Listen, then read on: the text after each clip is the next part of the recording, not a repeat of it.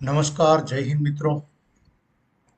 આપણે લાસ્ટ વિડીયોમાં વાત કરી હતી કે ચિલ્ડ્રન ફ્યુચર પ્લાનિંગ કેવી રીતે બનાવવું અને એના બેનિફિટ્સ શું છે. ચિલ્ડ્રન ફ્યુચર પ્લાનિંગ જો તમે પ્રોપર બનાવો છો તો એનાથી ફાયદો શું થાય છે અને તમારા પરિવાર અને તમારા દીકરા દીકરીઓના લાઈફમાં શું ફર્ક આવે છે. દરેક આજે હું તમને એક પ્રશ્ન પૂછવા માંગુ છું કે દરેક માતા પિતા પોતાના બાળકોનું ભવિષ્ય બનાવવામાં આખી જિંદગી કાઢી નાખે છે અને આ રિયાલિટી છે. તો દોસ્તો, એને પોતાના માટે કંઈ કરવાનો અધિકાર નથી અને એને પોતાના માટે એટલી જ તૈયારી કરવી ના જોઈએ?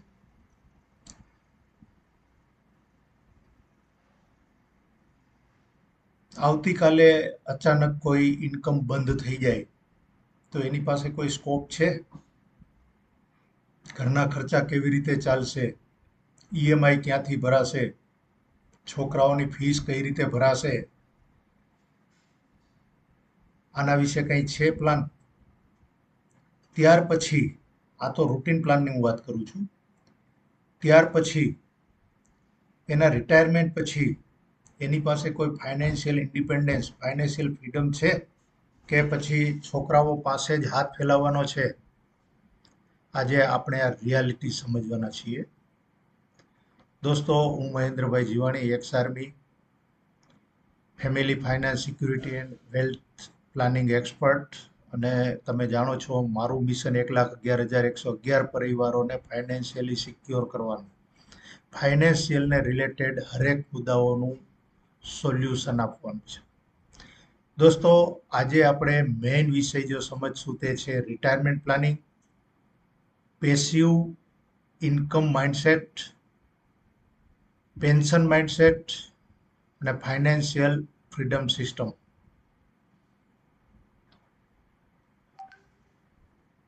દોસ્તો, ઘણા લોકો એવું માને છે હજી તો ઘણી વાર છે, હજી તો ઉંમર છે, પછી જોઈ લેશું. પણ દોસ્તો, રિયાલિટી એ છે કે ઉંમર જતાં ખબર નથી પડતી અને તમારો ટાર્ગેટ ટાઈમ એટલે કે રિટાયરમેન્ટનો ટાઈમ સામે આવી જાય છે અને પછી તમારી પાસે કોઈ સ્કોપ નથી રહેતો. મારા જ એક મિત્ર ડોક્ટર છે, પહેલા પણ મેં એક્ઝામ આપેલું હતું, એક્ઝામ્પલ. એને મને એવું કીધું, તમે જેટલા પૈસા જોતા હોય એટલા અત્યારે મારી પાસેથી લઈ જાઓ. એની 65 યર્સ નિયર બાય એજ છે. મને 71મા વર્ષે અમારા બેનને મંથલી 25,000 રૂપિયા આવવા જોઈએ મિનિમમ. એથી વધારે આવે તો પણ એ પ્રમાણે તમે પૈસા લેજો, મને વાંધો નથી. આજે દોસ્તો, હું એના માટે કાંઈ ના કરી શક્યો કારણ કે એનો સમય નીકળી ગયો. એના માટે હવે કોઈ પણ પ્લાનિંગ, પેન્શન પ્લાનિંગ અવેલેબલ છે જ નહીં. એટલે દોસ્તો, સમય નીકળી ગયા પછી કોઈ પણ વસ્તુ નકામી છે. અને દોસ્તો, સચ્ચાઈ છે કે ઉંમર વધે એટલે એનર્જી ઘટે, મેડિકલ એક્સપેન્સીસ આવે, ઇન્કમ બંધ થાય. પણ એક્સપેન્સ બંધ થતા નથી, ઉલટાના વધે છે. આપણે વિચારતા હોઈએ છીએ પણ એક્સપેન્સ વધે છે. ઉંમર પ્રમાણે મેડિકલ ખર્ચા આવવાના જ છે. ગાડી જૂની થાય એટલે વેરેન્ટેજ આવે, એમાં શરીરમાં પણ એવું જ છે મિત્રો. તમે કેવું સાચવું છે એના ઉપર વધઘટ થોડા ઓછા જ આવે, પણ વેરેન્ટેજ તો આવે જ. દોસ્તો, એક એક્ઝામ્પલથી હું સમજાવવાની કોશિશ કરીશ. રમેશભાઈએ આખી જિંદગી મહેનત કરી, બાળકોને ભણાવ્યા, લગ્ન કરાવ્યા, પણ રિટાયરમેન્ટ માટે પ્લાનિંગ કોઈ કર્યું નહોતું. હવે થયું શું? 60 વર્ષની ઉંમરે એની ઇન્કમ થઈ ગઈ બંધ. સેવિંગ લિમિટેડ રહી હોય, સ્વાભાવિક છે. છોકરાઓના લગ્ન કર્યા, ભણાવ્યા, તો પછી પાછળ શું વધ્યું હોય? અને આખી જિંદગી રાત દિવસ કામ કર્યું હોય. ગાડીને આપણે રાત દિવસ ખેંચી હોય, ખેંચવું જ પડે ને, બધાય લાઈફમાં, જીવનમાં આગળ વધવા માટે રાત દિવસ કામ કરતા હોય તો વેરન્ટેજ વધારે આવવાના છે. એમ મેડિકલ એક્સપેન્સ વધ્યા. અને પછી શું થયું કે છોકરાઓ ઉપર આધાર રાખવો પડ્યો. મિત્રો, આ આર્થિક નિર્ભરતા કરતા મોટું દુઃખ બીજું કોઈ નથી હોતું દોસ્તો. આખી જિંદગી તમે સ્વાભિમાનથી જીવ્યા છો. કોઈ દિવસ કોઈ પાસે તમે હાથ નથી ફેલાવ્યું. અને આજે ભલે તમારા દીકરા જ છે, હું એવું નથી કહેતો પરાયા કોઈ વ્યક્તિ છે, પણ હાથ ફેલાવવો પડે એ સ્વાભાવિક રીતે કોઈને પણ પોતાના સ્વાભિમાનને ઠેસ પહોંચે એવી મજા ના આવતી હોય. દોસ્તો, લોકો રિટાયરમેન્ટમાં શું ભૂલો કરે છે? એક તો પ્લાનિંગ કરવામાં ચૂકી જાય છે, મોડું પ્લાનિંગ કરે છે. મોડું પ્લાનિંગ કરવાથી નુકસાન શું થાય? એક તો તમારી પાસે સમય ઓછો પડ્યો છે, એટલે એમાઉન્ટ પણ તમારે વધારે ઇન્વેસ્ટ કરવું પડે, અને એ સમયે તમારી જવાબદારીઓ પણ વધારે હોય, એટલે વધારે ઇન્વેસ્ટમેન્ટ કાઢવું પણ અઘરું પડતું હોય. પણ જો એ જ વસ્તુ તમે વહેલેથી કરી લીધી હોય 25, 30, 35 વર્ષની ઉંમરે, તો તમારે ઇન્વેસ્ટમેન્ટ ઓછું કરવું પડે, અને એ સમયે તમારી જવાબદારી પણ ઓછી હોય, અને કદાચ તમારા જે પ્રીમિયમ છે એ તમારી જવાબદારી આવે એની પહેલા પૂરા થઈ ગયા હોય. બીજું, માત્ર પ્રોપર્ટી ઉપર ડિપેન્ડ કરે છે. હું બધાને એ જ કહું છું, તમે લ્યો, જમીન લ્યો, મકાન, પ્લોટ બધું લ્યો, પણ એ તમારા પેન્શન માટે કામ નથી આવવાના મિત્રો. એ તમારી પ્રોપર્ટી થઈ, પણ એ એવી એસેટ નથી કે તમને રૂટીનમાં ખર્ચા પાણી તમારા પૂરા પાડશે. એટલે માત્ર પ્રોપર્ટી પર ડિપેન્ડ રહેવું અઘરું છે, અને રહેવાય પણ નહીં. કારણ કે તમે પ્રોપર્ટી વેચશો તો એમાંથી 50 લાખ આવ્યા છે, તો 10 લાખ રૂપિયા નાખીને 60 લાખની બીજી પ્રોપર્ટી લેશો. પણ એમાંથી તમે 10 લાખ રૂપિયા કાઢીને 40 લાખ રૂપિયાની પ્રોપર્ટી નહીં લઈ શકો. આ પ્રેક્ટિકલ વસ્તુ છે. પછી કોઈ એવી પેન્શન સિસ્ટમ ઊભી નથી કરતા, કે કોઈ એવી પેસિવ ઇન્કમ બનાવતા નથી કે જ્યાં બેઠા બેઠા પૈસો આવે. પછી ઇન્સ્યોરન્સ અને ઇન્વેસ્ટમેન્ટ બેલેન્સ નથી કરતા. આ બધા લાઈફના પાર્ટ છે મિત્રો. આપણે કે ઇન્સ્યોરન્સ શા માટે? આપણે મરવા માટે? અરે મરવા માટે નથી મિત્રો. ઇન્સ્યોરન્સ પરિવારના જીવન માટે છે. અને ઇન્વેસ્ટમેન્ટ સમજદારીથી જો તમે કરો, પ્રોપર પ્લાનિંગથી કરો, તો એ તમારા લાઈફના ઇન્ડિપેન્ડન્સ માટે છે. પ્રોપર્ટી કરીને શું કરવાના છે? દસ્તાવેજ સાથે લઈને જવાના છે? દોસ્તો, બધાથી મોટી મિસ્ટેક શું કરે છે માણસો? એવું વિચારે છે કે બાળકો સંભાળી લેશે, મારા બાળકો સંભાળી લેશે. હું એવું નથી કહેતો કે તમારા બાળકો સંસ્કારી નથી. તમે સંસ્કાર આપેલા છે, સંસ્કારી છે, તમારું બધું કામ કરશે, પણ એ સમયે તમારા બાળકોની પરિસ્થિતિ શું હશે એ તમને ખબર છે? પણ કદાચ તમે આવી તમારી પાસે પેસિવ ઇન્કમ હોય, પેન્શનની આવક હોય, કે એ પ્રકારની તમે પ્લાનિંગથી બધું કમ્પ્લીટ કરીને રાખ્યું છે, રેન્ટલ ઇન્કમ છે, તો શું એ તમારા દીકરા માટે એક મદદરૂપ નહીં થાય? આજે હું પોતે જ પેન્શનર છું, મારી બીજી પેન્શન પેસિવ ઇન્કમ્સ ચાલુ છે, તો શું એ મારા દીકરા માટે હેલ્પફુલ નથી? એ પૈસો આવવાનો તો ઘરમાં જ છે ને. તો મિત્રો, આવી મિસ્ટેકો આપણે કરતા હોય છે, અને જેને લીધે છેલ્લે પછી ફાઇનાન્શિયલી ડિપેન્ડન્ટ રહેવું પડે છે. દોસ્તો, બાળકોનો પ્રેમ અલગ છે, પણ ફાઇનાન્શિયલ ઇન્ડિપેન્ડન્સ અલગ છે. આ બેને તમે મર્જ ના કરો. હું એવું નથી કહેતો છોકરાઓ તમને પ્રેમ નહીં કરે, તમને સાથે નહીં રાખે, તમારી સેવા નહીં કરે, તમારું ધ્યાન નહીં રાખે, બધું કરશે. પણ હું એમ કહું છું કે તમે એટલા સ્વાભિમાનથી જીવ્યા છો, તો એ સ્વાભિમાન તમારું લાસ્ટ તક જળવાઈ રહે, તો એમાં વાંધો શું છે? તમે 10 પ્લોટ તમે ખરીદ્યા છે, 9 પ્લોટ ખરીદો, શું ફરક પડે છે એક પ્લોટ? પણ એ જે પ્લોટ એક તમે ઓછો ખરીદો છો, તો દીકરો નથી કહેવાનો પપ્પા તમે મને 9 પ્લોટ જ કેમ આપ્યા?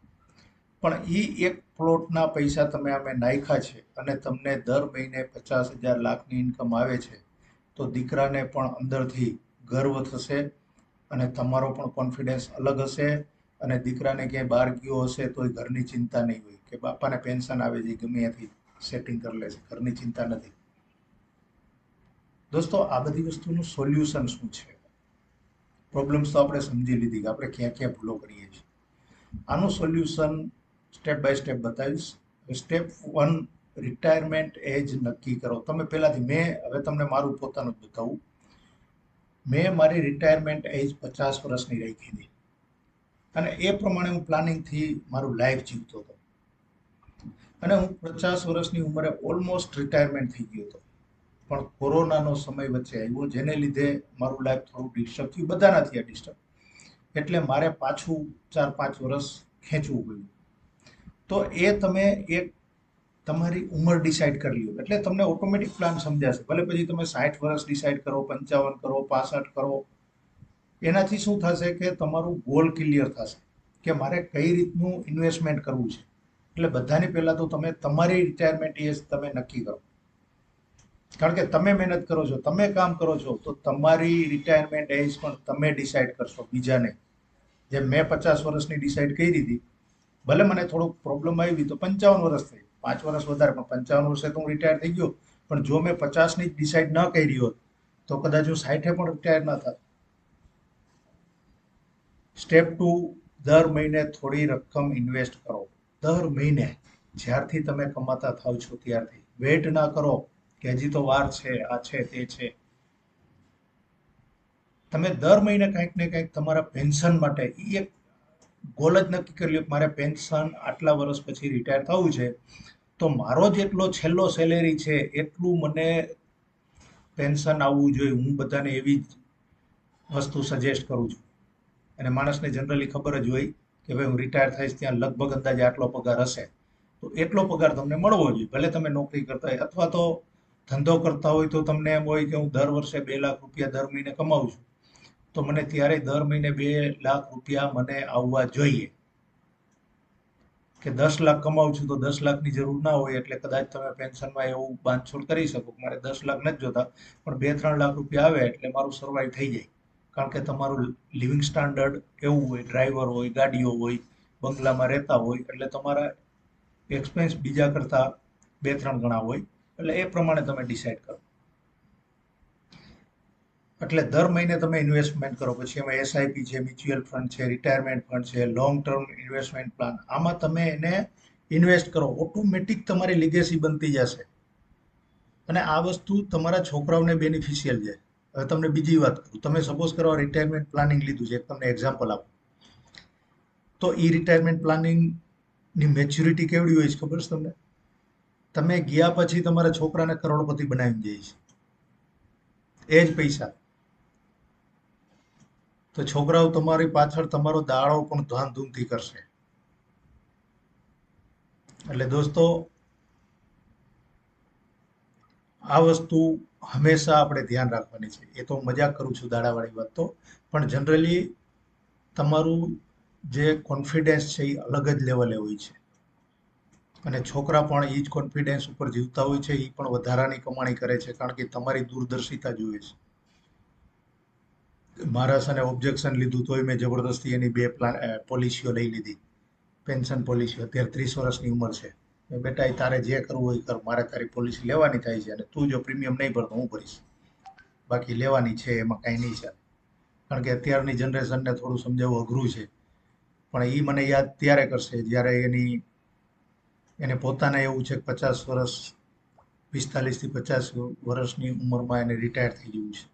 તો હવે 45 થી 50 વર્ષની ઉંમરમાં રિટાયર થવું હોય તો એ સમયે એને કમસે કમ 2 લાખ 2.5 લાખ રૂપિયા જેવું એને આવશે. એટલે આપણે ઇન્ડિયામાં જો રહીએ તો એને 2-2.5 લાખ રૂપિયામાં ઘર હલાવવામાં પ્રોબ્લેમ ના આવે, એને એન્જોયમેન્ટ કરવામાં પ્રોબ્લેમ ના આવે. એટલે એવું મેં એને ગોઠવી દીધું છે. સ્ટેપ 3, રિટાયરમેન્ટ પછી પણ ઇન્કમ આવવી જોઈએ. આ એક ખાસ, પણ એ ક્યારે આવે? જેમ મેં તમને કીધું એમ બધું તમે પ્રોપર ઇન્વેસ્ટમેન્ટ ટાઈમલી કર્યું હોય, એની સાથે તમે ચાલ્યા હોય. હવે એ ઇન્કમ કઈ પ્રકારની હોઈ શકે છે? જેમાં મારે અત્યારે છે રેન્ટલ ઇન્કમ, એ હોઈ શકે છે. મારે અત્યારે દુકાનો છે ભાડે આપી છે, મારું બીજું મકાન ભાડે આપ્યું છે, એ રેન્ટલ ઇન્કમ આવે છે. પછી ઇન્વેસ્ટમેન્ટ ઇન્કમ તમારી હોવી જોઈએ. પછી ડિવિડન્ડ ઇન્કમ છે, પછી પેન્શન ઇન્કમ છે અને insurance based guaranteed income plans, જે હું તમને રિટાયરમેન્ટ પછીનો પ્લાન કહું છું. આ રીતના આમાં તમારે કોઈ પણ ઇન્કમ એવી સિક્યોર કરવી જોઈએ. આમાંથી ગમે તે તમારે હોઈ શકે ઇન્કમ, બધી પણ હોઈ શકે. જો તમારામાં સગવડ હોય તો બધી હોઈ શકે, પણ આમાંથી સમથિંગ ઇન્કમ્સ, જેમ કે રેન્ટલ ઇન્કમ્સ છે, તો એ વહેલા મોડી છોકરાના હેન્ડઓવર તમારે કરવી પડશે. પણ પેન્શન ઇન્કમ છે તમારા ખાતામાં જ આવશે, તમને લાઈફ ટાઈમ તમારી ઈચ્છા વગર નહીં ઉપાડી શકે. એટલે આવી ઇન્કમ તમે ક્રિએટ કરો. પછી સ્ટેપ 4, મલ્ટિપલ ઇન્કમ સોર્સિસ ઊભું કરો. રિટાયરમેન્ટ સમયે માત્ર સેવિંગ નહીં, પણ મલ્ટિપલ સોર્સિસ હોવા જોઈએ દોસ્તો. Passive income, investment income, insurance maturity benefit, pension income, rental income, financial freedom અહીંથી જ શરૂઆત થાય છે એની. આ વસ્તુ તમે કરશો તો જ. દોસ્તો સ્ટેપ 5, હેલ્થ પ્લસ વેલ્થ બંને પ્લાન કરો. કારણ કે હેલ્થ પ્લાન એટલે જરૂરી છે કે ખર્ચા, જેમ હમણાં કીધું એમ મેડિકલ ખર્ચા પણ આવશે. રિટાયરમેન્ટ સૌથી મોટો ખર્ચ મેડિકલ એક્સપેન્સનો જ હોય છે. રિટાયરમેન્ટ પછી બીજા કોઈ મોટા ખર્ચા હોતા નથી. એટલે શક્ય હોય તો હેલ્થ પ્લાન પણ રાખવો એકાદ. પછી ઇમરજન્સી ફંડ, રિટાયરમેન્ટ પર્પસ, આ ત્રણેય વસ્તુ જરૂરી છે.